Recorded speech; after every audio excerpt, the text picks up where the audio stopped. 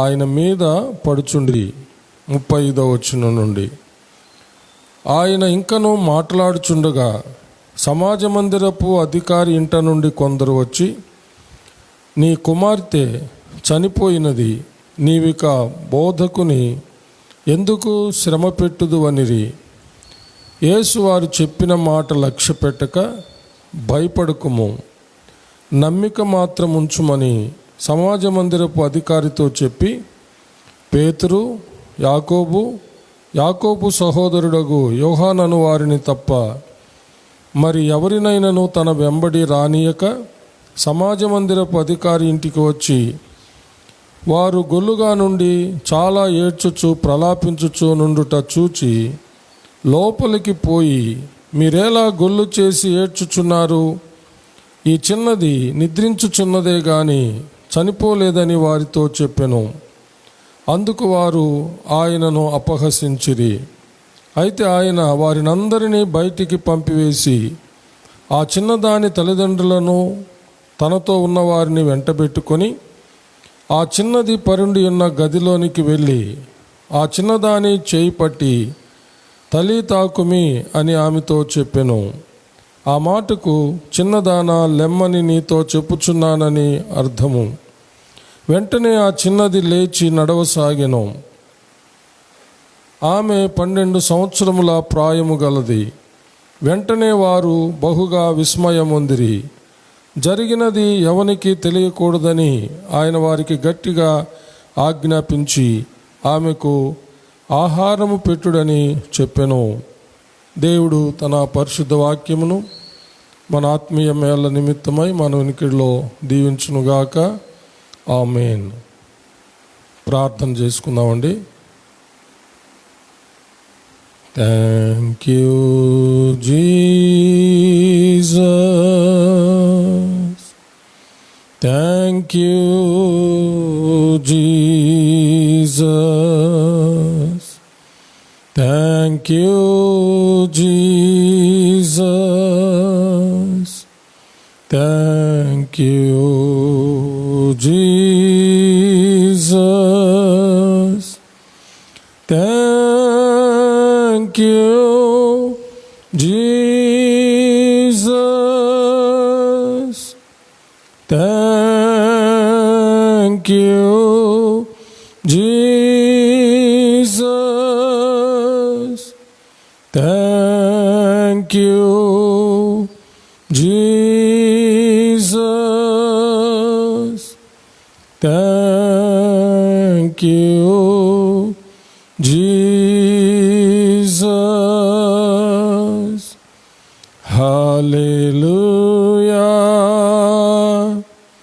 Hallelujah, hallelujah, hallelujah,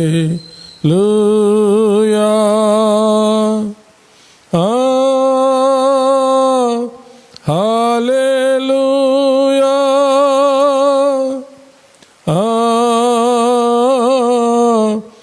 hallelujah,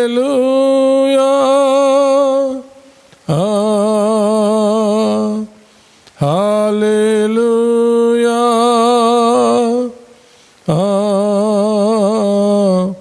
hallelujah, hallelujah,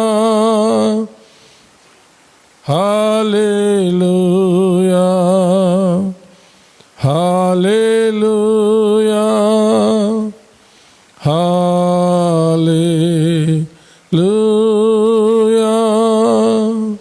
thank you Jesus master. స్తుతిపాత్రుడా, స్తోత్రార్హుడా, ఆరాధ్య దైవమా, సూర్యోదయం మొదలుకొని సూర్యాస్తమయం వరకు స్తుతింపదగిన దేవా, అధిక స్తోత్రములు పొందదగిన దేవా, మీకే స్తుతి స్తుతి స్తోత్రములు స్తోత్రములు.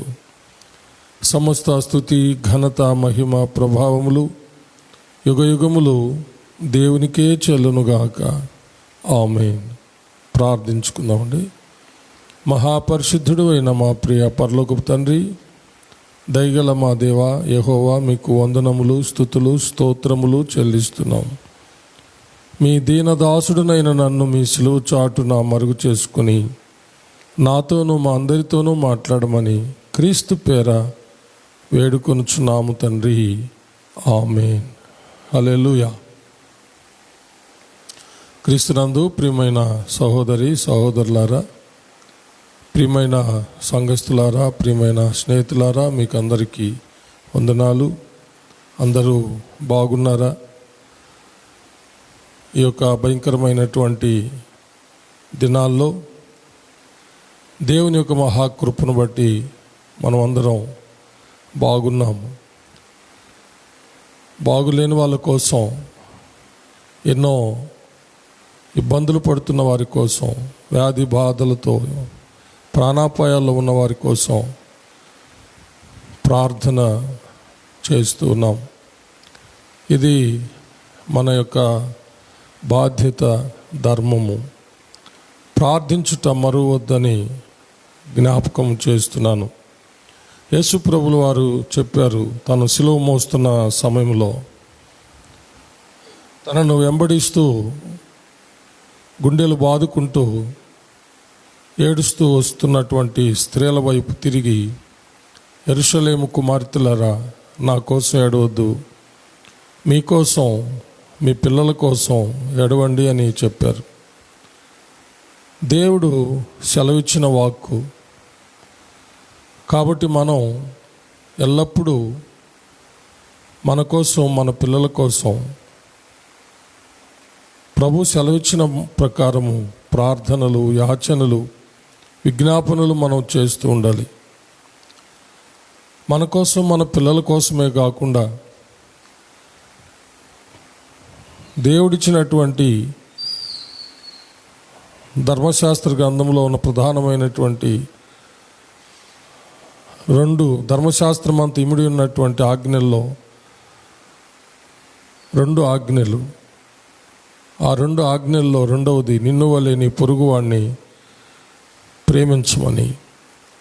కాబట్టి మన ఇరుగు పొరుగు వాళ్ళను మనం జ్ఞాపకం చేసుకొని వారి యొక్క శ్రమలలో, వారి యొక్క బాధల్లో, వ్యాధుల్లో, దుఃఖ వేదనల్లో, మరణాపాయాల్లో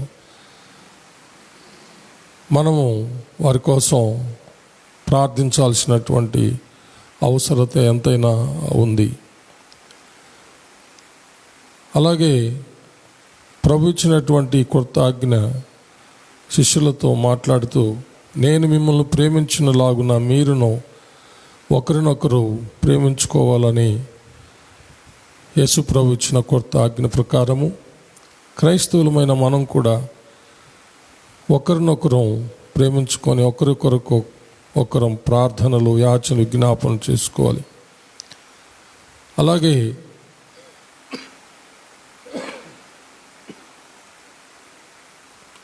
లోకమంతటిని ప్రేమించి లోకం కోసం ప్రాణత్యాగం చేసి సిలువలో మరణించి సమాధి చేయబడి 3వ దినం తిరిగి లేచినటువంటి ప్రభు సిలువలో సర్వమానవాళి కోసం ఆయన బలి అవుతున్నటువంటి సమయంలో ఎలుగెత్తి తండ్రికి మొరపెట్టినటువంటి మొదటి మాటలో ఉన్నటువంటి విజ్ఞాపన, తండ్రి వీరేం చేయుచున్నారో వీరు ఎరుగరు గనుక వీరిని క్షమించుమని ఎలుగెత్తి తండ్రికి మొరపెట్టాడు. కాబట్టి మనం మనల్ని ప్రేమించే వాళ్ళను మాత్రమే కాకుండా లోకంలో ఉన్న అందరి కొరకును మనం ప్రార్థించవలసిన వారమై ఉంటున్నాం. ఇది మన యొక్క బాధ్యత, ధర్మము. మన ప్రభువు మనకు చూపినటువంటి మాదిరి. మనల్ని ప్రేమించే వారి కొరకే మనం ప్రార్థన చేస్తే అది ఏమి ధర్మము? క్రీస్తు యేసు సంబంధమైనటువంటి మనకు అది న్యాయం కాదు. ప్రభు చెప్పిన మాట మన శత్రువులను ప్రేమించాలని, హింసించు వారి కొరకు ప్రార్థన చేయాలని. కాబట్టి ఒకవేళ ఈ భయంకరమైన అపాయకరమైన దినాల్లో, ఈ చివరి దినాల్లో ఒకవేళ మన శత్రువులు ఎవరైనా ఏదైనా వ్యాధి బాధలతో కానీ, ఈ కరోనా వైరస్ బారిన కానీ పడి మరణాపాయాల్లో ఉంటే వాళ్ళ శత్రువులైనా సరే వాళ్ళ కోసం మనం ప్రార్థించాలి, వాళ్ళు మనం ప్రేమించాలి. అదే మన ప్రభు అయిన యేసుక్రీస్తుల వారు మనకు ప్రబోధించినటువంటి విషయము, బోధ. కాబట్టి ఈ భయంకరమైన దినాల్లో ఎవరిని ద్వేషించకుండా, ఎవరిని త్రోసివేయకుండా, సర్వలోకాన్ని ప్రేమించి సర్వలోక రక్షణ కొరకు ప్రాణత్యాగం చేసి సర్వలోకాన్ని రక్షించినటువంటి ప్రభు బిడ్డలుగా మనం అందరం ఏ తారతమ్యం లేకుండా లోకములోని అందరి కొరకు మనం ప్రార్థించాలి. అట్టి ప్రేమ దేవుడు తన ఆత్మ ద్వారా మనలో కుమ్మరిస్తూ ఉన్నాడు. రోమాపత్రిక 5వ అధ్యాయము 5వ వచనం ప్రకారము దేవుని యొక్క ఆత్మ ద్వారా మన హృదయాల్లో దేవుని ప్రేమను కుమ్మరిస్తూ ఉన్నాడని.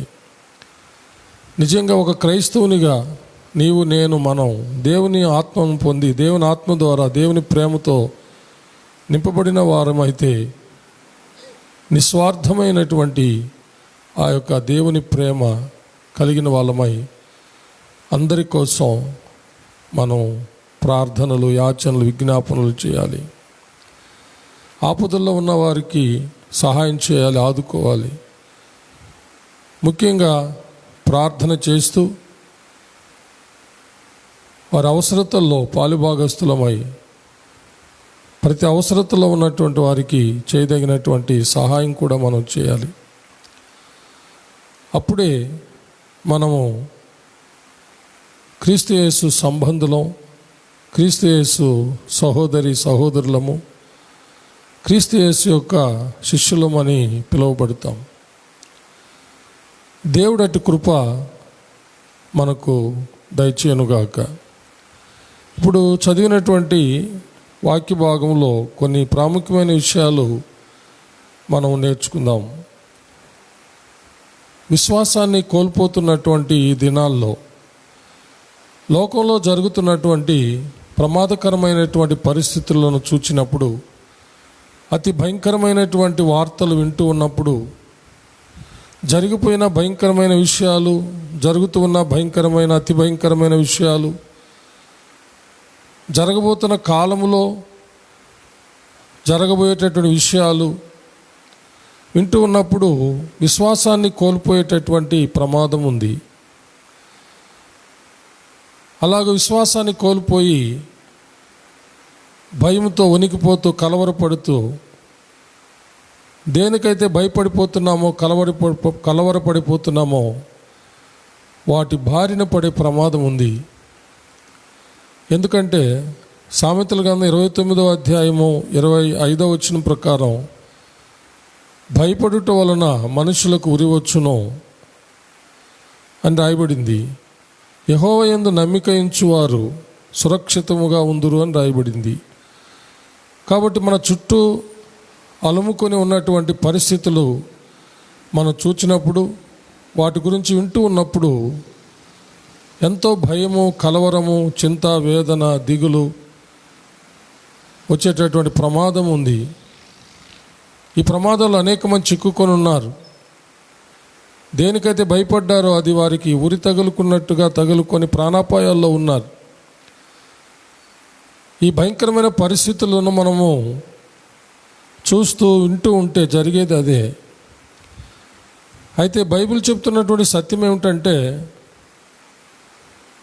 రోమాపత్రిక 10వ అధ్యాయం 17వ వచనం ప్రకారం వినుట వలన విశ్వాసము కలుగును, అది క్రీస్తును గూర్చిన మాట వలన కలుగును అని రాయబడింది.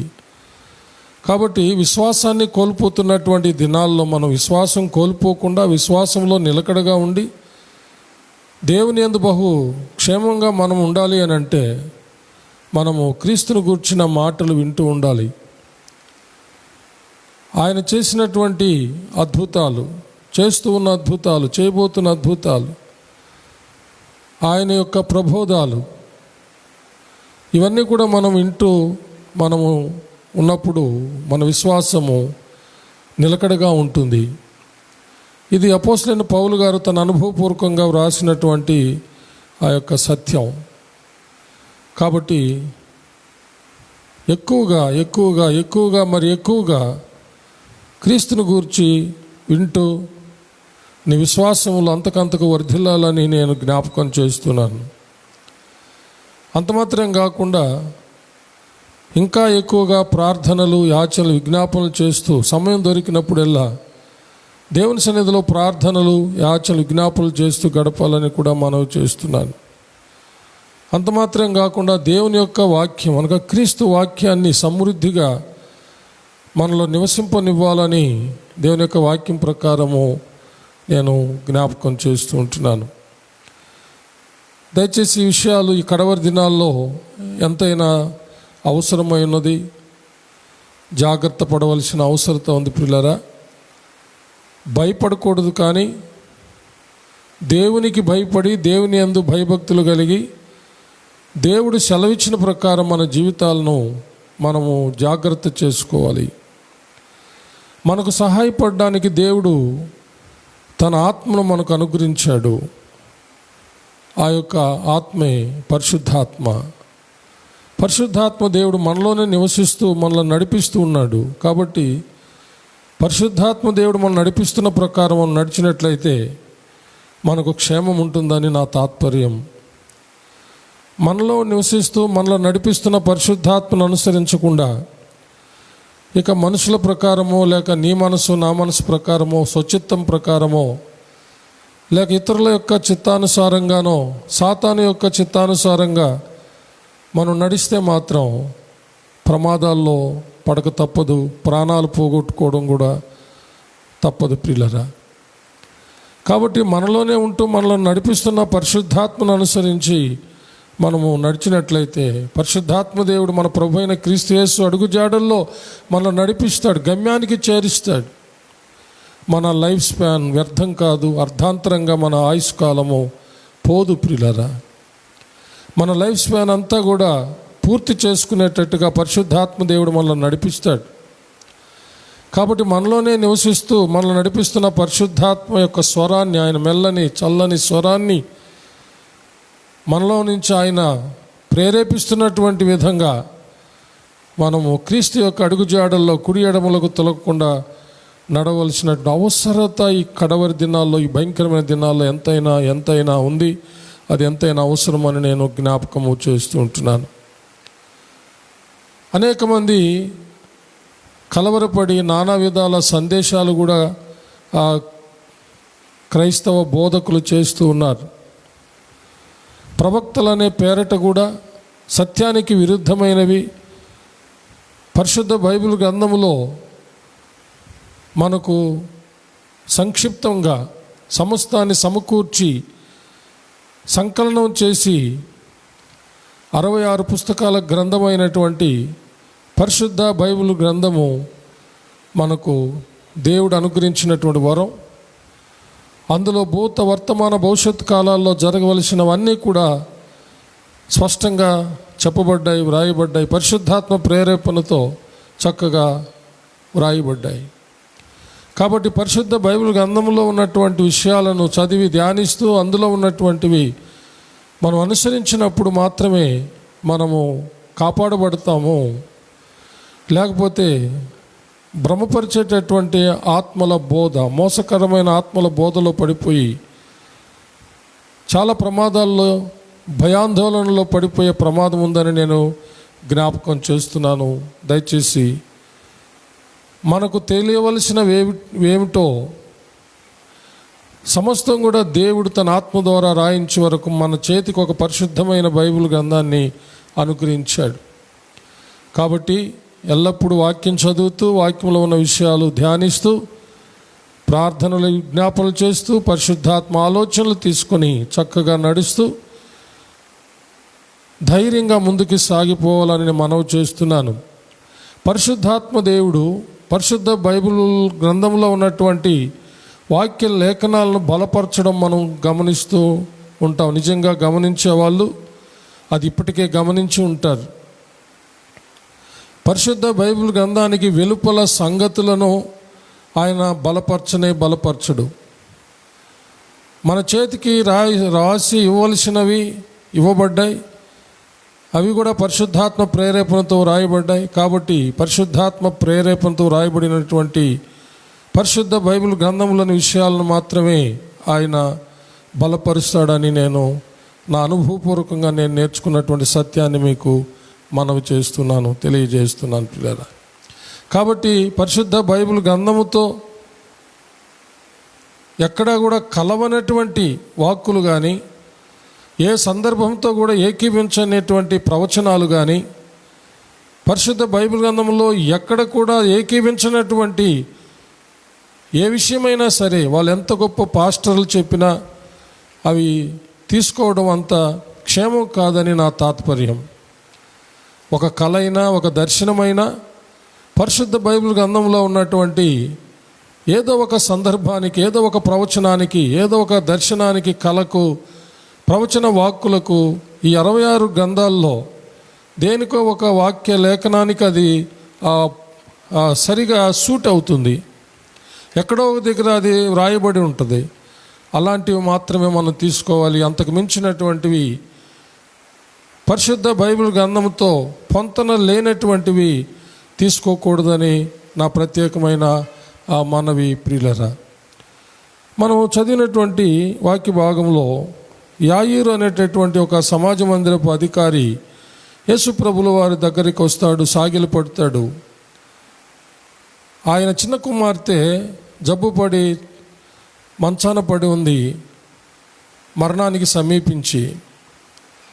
యేసు ప్రభుల వారి గురించి విని యేసు ప్రభుల వారి దగ్గరికి వచ్చి సాగిలపడి, నా చిన్న కుమార్తె చావబోతూ ఉంది, మీరు వచ్చి నా కుమార్తె మీద మీ చేతులు ఉంచితే నా కుమార్తె బతుకుతుందని చెప్పి వేడుకుంటాడు. యేసు ప్రభుల వారు బయలుదేరుతాడు. ఆయన బయలుదేరిపోతున్నప్పుడు మార్గ మధ్యంలో ఒక విషయం జరుగుతుంది. 12 సంవత్సరాలు రక్తస్రావంతో బాధపడుతున్నటువంటి ఒక 12 ఏండ్ల నుండి బాధపడుతున్నటువంటి ఒక స్త్రీ యేసుప్రభుని గురించి విని ఆయన వస్త్రపు చెంగును ముట్టితే బాగుపడతాను అనుకుని యేసుప్రభుల వారి చుట్టూ గొప్ప జనసమూహము నడుస్తూ ఉన్నప్పుడు, మీద పడుతూ ఉన్నప్పుడు వారి మధ్యలో యేసుప్రభుల వారి దగ్గరికి వెళ్ళి ఆయనకు తెలియకుండానే ఆయన వస్త్రపు చెంగును ముడుతుంది. వెంటనే ఆమె యొక్క రక్తధార నిలిచిపోతుంది. అంటే ప్రభు యొక్క ప్రభావం ఆమెలోకి వెళ్ళి ఆమెకు స్వస్థత దయచేస్తుంది. ప్రభు ఆమెను కనుగొనాలని, నన్ను ముట్టినది ఎవరు అని చెప్పి ప్రభువులు వారు అడుగుతారు. అప్పుడు శిష్యులు, ఇంతమంది మీద పడుతున్నారే, ఎవరు ముట్టారని చెప్పాలి ప్రభు అంటే, లేదు నన్ను ఎవరో ముట్టారు, వారిలోనికి నా ప్రభావం వెళ్ళింది అని ఆయన చుట్టూ చూచినప్పుడు ఈ స్వస్థపరచబడినటువంటి ఆ యొక్క స్త్రీ వణుకుతూ ఆయన ఎదుటకు వచ్చి సాగిలు పడుతుంది, విషయమంతా చెప్తుంది. అప్పుడు ప్రభు, కుమారి, నీ విశ్వాసం నిన్ను స్వస్థపరిచింది, సమాధానం గలదానివై వెళ్ళు అని చెప్తాడు. ఇదంతా జరిగేటప్పటికే కొంత సమయం పడుతుంది. అంటే యాయూరు ఇంటికి వెళ్తున్నాడు యాయూరుతో పాటు. ఈ మధ్యలో ఇది జరిగింది, కొంత సమయం పట్టింది. ఈలోపు జరిగింది ఏమిటంటే, ఆ యాయూరు కుమార్తె చనిపోతుంది. యాయూరు కుమార్తె ఇంటి నుండి కొందరు పరిగెత్తుకొని వస్తారు యాయూరు దగ్గరికి. అప్పుడు యాయూరు యేసుప్రభుతో కూడా నడుస్తూ ఉన్నాడు. అప్పుడు వాళ్ళు వచ్చి ఇలా చెప్తారు, చూడండి 35వ వచనంలో, ఆయన ఇంకనూ మాట్లాడుచుండగా సమాజ మందిరపు అధికారి ఇంట నుండి కొందరు వచ్చి, నీ కుమార్తె చనిపోయినది, నీవొక బోధకుని ఎందుకు శ్రమ పెట్టుదు అనేది. ఇక నువ్వు బోధకుని శ్రమ పెట్టద్దు, నీ కుమార్తె చనిపోయింది అని వాళ్ళు చెప్తారన్నమాట. సాధారణంగా కుమార్తెను బ్రతికించుకోవాలని వచ్చినటువంటి ఆ తండ్రికి కుమార్తె చనిపోయిందని చెప్తే ఎలా ఉంటుంది? ఎంతో కలవరం కలుగుతుంది, ఎంతో వేదన, ఎంతో బాధ కలుగుతుంది, ఎన్నో కన్నీళ్ళు కార్చేటటువంటి పరిస్థితి. ఎప్పుడైతే యాయీరు ఇంటి నుండి వచ్చినటువంటి వాళ్ళు ఆ మాటలు చెప్పారో వెంటనే యేసు ప్రభుల వారు యాయీరుని ఎలాగో బలపరుస్తున్నారో చూడండి. యేసు వారు చెప్పిన మాట లక్ష్య పెట్టక భయపడకుము, నమ్మిక మాత్రం ఉంచుమని సమాజ మందిరపు అధికారితో చెప్పాడు. వెంటనే ప్రభు కలగజేసుకున్నాడు. యాయీరుతో మాట్లాడుతున్నాడు. వారు చెప్పిన మాట లక్ష్య పెట్టద్దు, భయపడద్దు, నమ్మిక మాత్రం ఉంచుమని. యాయీరు యేసుప్రభులు వారు చెప్పినట్టుగానే తన ఇంటి నుండి వచ్చిన వారి మాటలు లక్ష్య పెట్టకుండా యేసయ్య మాటలు లక్ష్య పెట్టాడు. భయపడక ప్రభువునందు ధైర్యంగా ఉన్నాడు. ప్రభువునందు నమ్మకం ఉంచాడు. ప్రభుతో కూడా బయలుదేరి వస్తూ ఉన్నాడు. యేసు ప్రభుల వారు పేతురుని, యోహాన్ని, యాకోబును తన వెంట పెట్టుకున్నాడు. తర్వాత యాయీరుని, ఆయన యొక్క భార్యను వెంట పెట్టుకున్నాడు. ఆ చిన్నదాని దగ్గరికి వెళ్తాడు. అప్పటికే అందరూ అక్కడ గొల్లు చేస్తూ ఉంటారు. మీరెందుకు గొల్లు చేస్తున్నారు? ఆ చిన్నది చనిపోలేదు, నిద్రిస్తుందంటే వాళ్ళు అపహసిస్తారు ప్రభువుని. ప్రభు తనతో ఉన్న పేతురు, యోహాను, యాకోబును తల్లిదండ్రులు వెంట పెట్టుకొని ఆ చిన్నది చనిపోయి పడుకోబెట్టబడినటువంటి గదిలోకి వెళ్తారు. వెళ్ళి ఆ చిన్నదాన్ని చేయబట్టుకొని తలితాకుమి అంటాడు, అనగా చిన్నదానా లెమ్మంటాడు. వెంటనే ఆ చిన్నది లేచి నడవసాగుతుంది. అందరూ విస్మయం చెందుతారు. ఆ తర్వాత ఆ తల్లిదండ్రులకు ప్రభు సెలవిస్తాడు, ఆమెకు ఆహారం పెట్టండి అని. చూడండి ప్రియులారా, యేసు ప్రభు యొక్క మాటల మీద లక్ష్యం ఉంచినటువంటి యాయీరు జీవితంలో ప్రభువునందు భయపడకుండా ప్రభువునందు విశ్వాసం ఉంచినటువంటి యాయీరు జీవితంలో ఒక అద్భుతం, మహాద్భుతం యేసు ప్రభువునందు అతను పొందుకోగలిగాడు. అనగా చనిపోయినటువంటి తన కుమార్తెను బ్రతికించుకోగలిగాడు. కాబట్టి ప్రియులరా, ఈ లోకంలో ఉన్నటువంటి భయంకరమైన పరిస్థితుల్లో మనకు వినవస్తున్న విషయాలు మనల్ని భయపెడతాయి, మనకు అపనమ్మకాన్ని కలిగిస్తాయి. అందుకని ప్రభువుల వారు వెంటనే కలుగజేసుకొని యాయీరు ఇంటి నుండి వచ్చినటువంటి వాళ్ళు చెప్పిన మాటల మీద లక్ష్య పెట్టద్దు, భయపడద్దు, నమ్మిక మాత్రం ఉంచు అని చెప్పడం జరిగింది. కాబట్టి ఈ సందర్భాన్ని బట్టి నేను ఈ రాత్రి మీతో మనవి చేసేది ఏమిటంటే, పరిశుద్ధాత్మ దేవుని ప్రేరేపణతో మీకు మనవి చేసేది ఏమిటంటే, ఈ లోకంలో జరుగుతున్నటువంటి విషయాల మీద లక్ష్యం ఉంచొద్దు, భయపడద్దు, ప్రభువునందు విశ్వాసం ఉంచండి. అది ఎలాంటి వ్యాధి అయినా, జబ్బైనా, రోగమైనా, ఎలాంటి వైరస్ చేత పట్టబడి, ఈ కరోనా వైరస్ చేత కూడా పట్టబడి పీడించబడుతున్నా సరే, మరణ పంచుల్లోకి వెళ్ళినా సరే, తప్పకుండా దేవుడు ఆయన విమోచిస్తాడు.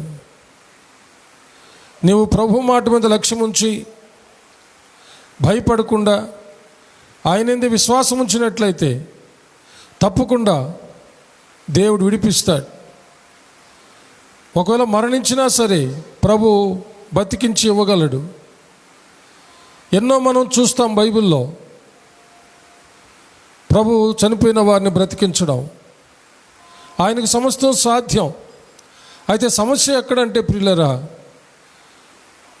ఆయన మాటల మీద లక్ష్యం ఉంచక ఈ లోకం మీద లక్ష్యం ఉంచడం, లోక వార్తల మీద లక్ష్యం ఉంచడం, ఈ లోకంలో జరుగుతున్నటువంటి ప్రమాదాలు, మరణాలు, ఈ లోకంలో ఉన్నటువంటి భయంకరమైనటువంటి పరిస్థితుల మీద దృష్టి పెట్టడం, భయపడడం, ప్రభు మీద నమ్మకాన్ని కోల్పోవడం చేత జరగకూడనివి జరుగుతున్నాయనేది మనం తెలుసుకోవాలి. వెంటనే ప్రభు కలుగజేసుకొని చూడండి, అతనితో ఏం చెప్పాడు? వారి మాటల మీద లక్ష్యం ఉంచొద్దు, భయపడొద్దు, నమ్మిక మాత్రం ఉంచాలి. ఈ రోజుల్లో నీవు నేను మనం చేయాల్సింది ఇదే. ఈ వర్తమానం వింటున్నటువంటి ప్రియ సహోదరి సహోదరులారా, ప్రియమైన సంఘస్థులారా, ప్రియమైన స్నేహితులారా, మీరెవరైనా సరే, సంకీర్తన టీవీ ప్రేక్షకులారా, మీరు ఎక్కడున్నా ఏం చేస్తున్నా సరే ప్రభు అయిన యేసుక్రీస్తు మాటల మీద లక్ష్యం ఉంచండి. ఈ లోకంలో జరుగుతున్న వాటి మీద లక్ష్యం ఉంచొద్దు. ఈ లోకంలో వింటున్నటువంటి విషయాలను బట్టి, చూస్తున్న విషయాలను బట్టి భయపడద్దు. దేవుని యందు బహుధైర్యంగా ఉండండి. ప్రభువుని నమ్మండి. ప్రభు యొక్క మాటల మీద లక్ష్యం ఉంచండి. మీ నమ్మకం కోల్పోకుండా మీరు ప్రభువుని గురించి వింటూ ఉండండి. వినుట వలన విశ్వాసం కలుగును, అది క్రీస్తుని గురించిన మాట వలన కలుగునని రోమాపత్రిక 10:17 ఉంది కదా. కాబట్టి దయచేసి నా చేతులు జోడించి మనవి చేస్తున్నాను, ప్రియమైన సహోదరి సహోదరులారా, ప్రియమైన సంఘస్థులారా, ప్రియమైన స్నేహితులారా, మీరెవరైనా సరే, ఏ జాతి వాళ్ళైనా సరే, ఏ కులం వాళ్ళైనా సరే, ఏ మతం వాళ్ళైనా సరే, ఏ ఊరు వాళ్ళైనా సరే, ఏ దేశస్తులైనా సరే, యేసుక్రీస్తు అందరికీ ప్రభు. ఆయన లోకరక్షకుడు, అందరి కోసం ప్రాణత్యాగం చేశాడు. ఈ లోకంలో ఉన్నటువంటి ప్రతి ఒక్కరి కోసం ప్రాణత్యాగం చేశాడు. అందరి రోగాలు తన మీద వేసుకున్నాడు, అందరి వ్యసనాలు ఆయన వహించుకున్నాడు, అందరి శాపాలు ఆయన తనపైన వేసుకున్నాడు. ఈ యొక్క భయంకరమైన వైరస్లు, తెగుళ్ళన్నీ కూడా ఆయన మీద వేసుకున్నాడు. ఆయన కలువరి శిలువలో వాటన్నిటిని కొట్టివేశాడు.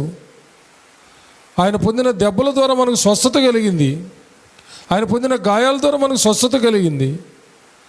అది నువ్వు విశ్వసించినట్లయితే, నువ్వు ఏ స్థితిలో ఉన్నా సరే, ఏ వ్యాధి బాధలైన, ఏ వైరస్లైనా పట్టి నిన్ను పీడిస్తున్నా సరే, ప్రాణాపాయంలోనికి నువ్వు వెళ్ళున్నా సరే, నువ్వు ఒక్కసారి శిలువ వైపు చూస్తే, నీకోసం నా కోసం కలువరి శిలువలో ఆయన పొందిన దెబ్బలు, గాయాలు నువ్వు చూస్తే, నువ్వు విశ్వసిస్తే, ఇప్పుడు నీవు అనుభవిస్తున్నటువంటి రోగము లేక వైరస్, దాని ప్రభావాలు, దానివల్ల కలిగినటువంటి దుస్థితి అంతా యేసు ప్రభుల మీద అది వేయబడిందని నీవు చూస్తే, యేసు ప్రభుల వారి మీద అది చూస్తే, నీవు ఇదంతా తీసివేయబడింది యేసు ప్రభుల వారి మీద అని నువ్వు చూస్తే, నీ మీద నుంచి అది తొలగిపోతుంది. ఆయన పొందిన దెబ్బల ద్వారా, గాయాల ద్వారా స్వస్థత కలిగింది. అది మీరు తప్పకుండా స్వతంత్రించుకుంటారు. ప్రియులరా, మరొక్కసారి నేను జ్ఞాపకం చేస్తున్నాను, ఈ లోకం మీద, ఈ లోక మాటల మీద, ఈ లోక వార్తల మీద, భయాన్ని, కలవరాన్ని పుట్టించే విషయాల మీద దృష్టి పెట్టద్దు. ప్రభువైన యేసుక్రీస్తు యొక్క మాటల మీద దృష్టి పెట్టండి. ఆయన మీద దృష్టి పెట్టండి. భయపడకండి, కలవరపడకండి. ప్రభువునందు ధైర్యంగా ఉండండి. ప్రభువునందు విశ్వాసం ఉంచండి. నీ విశ్వాసమే నిన్ను స్వస్థపరుస్తుంది. ఆ 12 ఏళ్ల రక్తస్రావపు రోగితో మాట్లాడిన మాట అదే. ప్రభు, కుమారి, నీ విశ్వాసం నిన్ను స్వస్థపరిచింది, సమాధానం గల దానివై వెళ్ళు అని.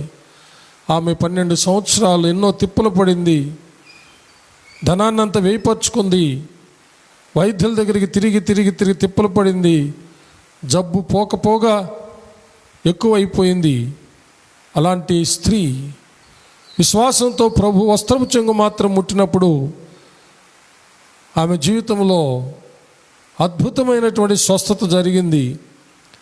నీ జీవితంలో కూడా దేవుడు గొప్ప కార్యాలు చేయడానికి ఇప్పుడు కూడా ఆయన పునరుద్ధానుడైన క్రీస్తు సజీవుడై మనలో, మనతో, మన మధ్య సంచరిస్తూ ఉన్నాడు. ఆయన యందు లక్ష్యం ఉంచండి. ఆయన యందు ధైర్యం తెచ్చుకోండి, భయపడొద్దు. ఆయన యందు విశ్వాసం ఉంచండి. తప్పకుండా నీకు విడుదల కలుగుతుంది. దేవుడటి కృప మనకందరికీ, సకల పరిశుద్ధులకు, ఈ రాత్రి సందేశం వింటున్నటువంటి మీకు అందరికీ అనుగ్రహించునుగాక. ఆమేన్. ప్రార్థన చేసుకుందామండి. మహాపరిశుద్ధుడు అయిన మా ప్రియ పరలోకపు తండ్రి, దయగల మా దేవా యెహోవా, మీకు వందనములు, స్తుతులు, స్తోత్రములు చెల్లిస్తున్నాం. మీ మాటల యందు మీ మీద మేము లక్ష్యం ఉంచటానికి మీ కృప మాకు దయచేయండి. మీ యందు బహు ధైర్యం తెచ్చుకోవడానికి మీ కృప మాకు దయచేయండి. ప్రభా, ఈ లోకంలో వింటున్న విషయాలు, చూస్తున్న విషయాలను బట్టి భయపడకుండా మిమ్మల్ని చూస్తూ మీ మాటల మీద మీ మీద లక్ష్యం ఉంచి ధైర్యం తెచ్చుకొని భయపడకుండా కృప దయచేయండి. భయపడటం వల్ల మనుషులకు ఉరివచ్చును, యెహోవాను విశ్వసించిన వాడు సురక్షితంగా ఉండునని మీరు సెలవిచ్చిన వాక్కును స్వతంత్రించుకుంటున్నాం ప్రభు. మీ యందు మేము ధైర్యం తెచ్చుకుంటున్నాం, మీ యందే విశ్వాసం ఉంచుతున్నాం ప్రభు.